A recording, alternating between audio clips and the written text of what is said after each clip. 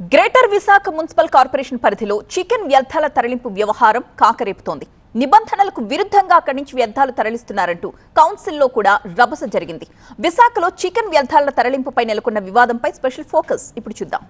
విశాఖలో మాంసం దుకాణాల దగ్గర వ్యర్థాల తరలింపు కాంట్రాక్ట్ కోసం తీవ్రమైన పోటీ నెలకొంది. గ్రేటర్ విశాఖ మున్సిపల్ కార్పొరేషన్ పరిధిలో 8 జోన్లు ఉన్నాయి. వీటిలో సుమారు 3000 చికెన్ అండ్ మటన్ దుకాణాలు ఉన్నాయి. ఈ షాపుల నుంచి నిత్యం 10,000 కిలోలకు పైగా వ్యర్థాలు వెలువడుతుంటాయి. నిబంధనల ప్రకారం అయితే వ్యర్థాలను సేకరించి డంపింగ్ యార్డుకు తరలించి వాటిని నిర్వీర్యం చేయాలి. అయితే నిబంధనల ప్రకారమే గతంలో టెండర్లు పిలిచి 6 గుత్తేదారులకు చికెన్ వ్యర్థాల తరలింపు బాధ్యతలు ఇచ్చింది జీవీఎంసీ. చికెన్ వ్యర్థాల టెండర్లతో కూటమి నేతల మధ్య వివాదాలు తారాస్థాయికి చేరాయి. ఒక నేత అనుచరుడికి టెండర్ దక్కితే మరో నేత తన అనుచరులతో అనధికారికంగా చికెన్ వ్యర్థాల సేకరణ జరిపిస్తుండడం వివాదాలు తలెత్తుతున్నాయి. గతంలో వైసీపీ హయాంలో సైతం ఈ వివాదాలు తలెత్తాయి. ప్రస్తుతం జీవీఎంసీలో అధికారం మారింది, అయినా పరిస్థితి మారలేదు. కథ మళ్లీ మొదటికే వచ్చింది.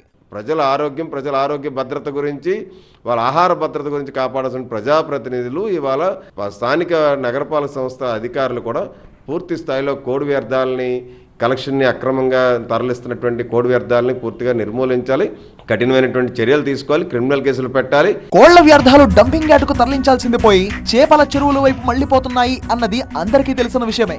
చేపల ఆహారానికి ఈ వ్యర్థాలు వినియోగిస్తున్నారు. చికెన్ వ్యర్థాల వ్యాపారంలో ఏటా కోట్లు చేతులు మారిపోతుంటాయి. రాజకీయ నేతలు ఇటు అధికారులు అందిన కాడికి దండుకుంటూ ఈ వ్యాపారానికి వత్తాస పలుకుతున్నారు అనే ఆరోపణలు ఉన్నాయి. చికెన్ వ్యర్థాలను చేపల చెరువులకు తరలించి ప్రజారోగ్యంలో చెలగాటమాడుతున్నారని కూటమి సభ్యులు పరస్పరం బహిరంగంగా విమర్శించుకుంటున్నారు.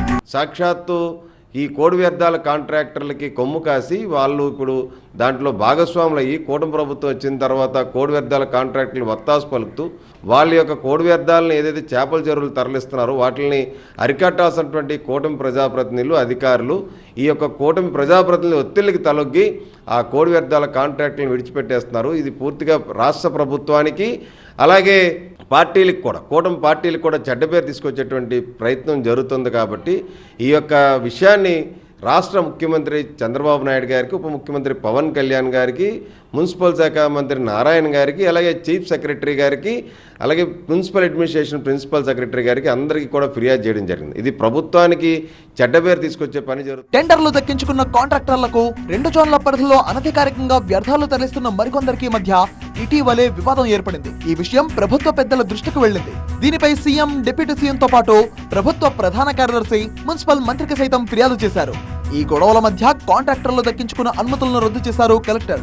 జీవీఎంసీ వాహనాల్లోనే చికెన్ వ్యర్థాలను డంపింగ్ యార్డుకు తరలించాలని ఆదేశాలు జారీ చేశారు. దీనికి ప్రత్యామ్నాయంగా కోడి వ్యర్థాలని డంపింగ్ యార్డుకి తరలించి అక్కడ ఒక రెండరింగ్ యూనిట్ని రాష్ట్ర ప్రభుత్వం ఏర్పాటు చేయాలి. రెండరింగ్ యూనిట్ ఎప్పుడైతే పెడతారో రెండరింగ్ యూనిట్ ద్వారాగా ఈ కోడి వ్యర్థాలన్నీ కూడా శుభ్రంగా బయో వేస్ట్ కింద ఇచ్చేసి తర్వాత సీడ్ బాల్స్ లాగా వాళ్ళని ఆ యొక్క ఆహారాలకి దేనికైనా పంపించడానికి ఇది ఉంటుంది. పూర్తిగా దీన్ని ప్యూరిఫై చేసేసేయాలని చెప్పి రెండరింగ్ యూనిట్లు పెట్టాలని చెప్పి రెండరింగ్ యూనిట్కి రాష్ట్ర ప్రభుత్వం నిర్ణయం తీసుకోవాలని చెప్పి కూడా CDMA కమిషనర్ గారికి కూడా నేను లేఖ రాయడం జరిగింది. ఇంత జరిగినా చికెన్ వ్యర్థాల మాఫియా తన పనిని తాను సాగిస్తోంది. ప్రజారోగ్యం కాపాడాల్సిన ప్రభుత్వ ప్రజాప్రతినిధులు, జీవీఎంసీ పాలకులు చికెన్ వ్యర్థాల కాసుల కోసం పోటీ పడడం, పర్యవేక్షించాల్సిన అధికారులే చూసి చూడనట్టు ఉండడంతో ప్రజలు ఆందోళన పడుతున్నారు.